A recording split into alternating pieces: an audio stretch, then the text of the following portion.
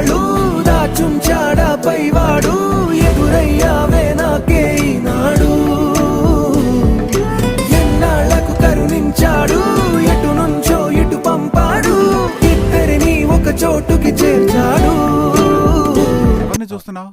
అది ఒక అమ్మాయి వెళ్తోంది. తనని ఎక్కడ చూసినట్టుంది. ఎవరబ్బా తను? ఇది నిజమేనా లేదా నేనేదో కలగంటున్నానా?